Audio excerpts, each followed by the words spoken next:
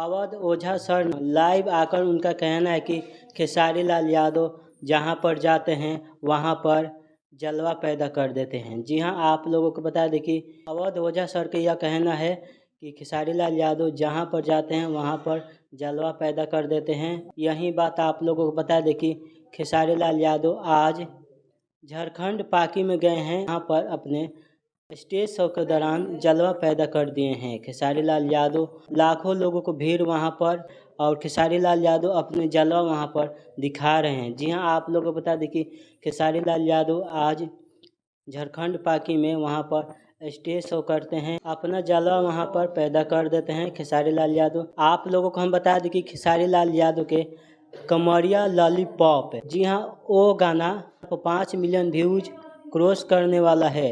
कमरिया लॉलीपॉप वाला गाना, वो अभी भी गाना 11 नंबर पर ट्रेंड कर रहा है।